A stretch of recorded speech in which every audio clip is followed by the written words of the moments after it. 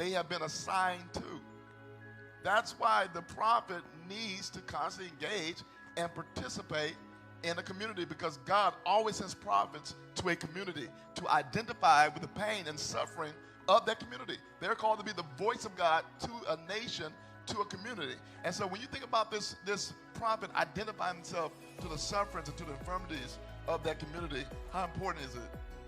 I think it's very important. If you can't identify with something, you can't really speak to it. It's a level of compassion that you will miss because you can't identify with that thing. If you're separate from the people, you're not feeling the things that the people are going through. You're not hearing from the people the things that are affecting and impacting their lives. So then it's time for you to hear from God. You may misinterpret what God is saying because you don't have a better scope of what it really encompasses for the person that you're meant to give their word to. So I think it's very important that prophets, they stay connected. Like you said, if we're all a body, it's very seldom that something can survive when it's separate from the body. It needs a whole bunch of things that's unnatural to keep it alive. There's one show that we like watching. It's called A Resident, and sometimes they have to take somebody's heart out their body. Wow. It's a medical show. They take their heart out their body, but then it's a machine that they got to pump it to, then it's a certain time period that it has to be put back into the body. And that's the same thing I think prophetically when I'm thinking of the prophet.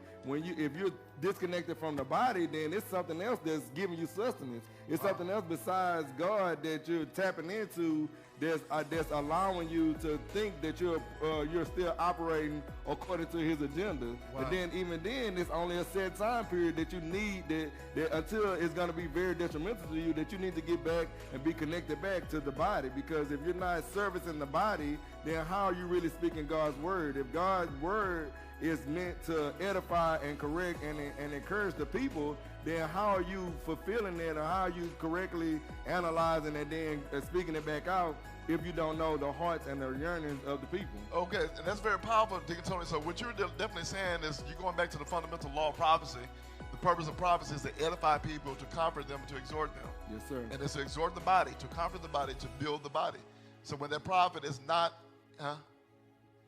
when that prophet is not in place, how can they edify the body? Yeah. How can they build the body when it's weak? When the prophet or prophetess is not in place, how can they comfort the body? Yeah. And it's very keen, very true. I think Apostle McDuff, I love what he said. Apostle McDuff says prophets are part of the foundation of church structure. That's fundamental. In Ephesians chapter 2, verse 20, the church is built upon the apostles and prophets. That means that the prophets are not called to be isolated from the church.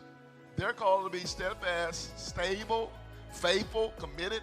If anyone else leave the church, the prophets are going to remain because they're the foundation of the church. That Greek word is the melios. They are the stability or the stabilizing structure of the church, the stabilizing base of the church in which the structure can build on. And so it's important that we understand that, okay? And so Prophetess Kim, she said, so are you saying God would never give a prophet a word that it's time for them to disconnect from the church?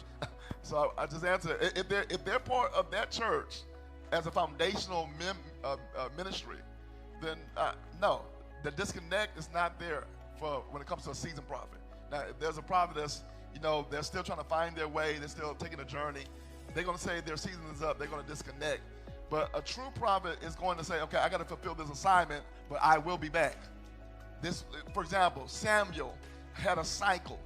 Every true prophet, every seasoned prophet who understands prophetic order has a cycle. Jesus, his headquarters was Capernaum, but he went to Nain, he went to Nazareth, he went to certain cities, then he came back to Capernaum. After he went to these cycles, he came back to Capernaum. Even Samuel's headquarters was Ramah. He left Ramah, went to Bethel, went to Jordan. He went down to Jericho. That's Samuel's order. Even Elijah had an order. That's why before he ascended into heaven, before he gave the mantle to Elijah, he wanted to make sure that Elijah understood his circuit. Yeah. But he ended back up at his headquarters. While he's talking to Elijah, he's ascended. Every prophet has a circuit.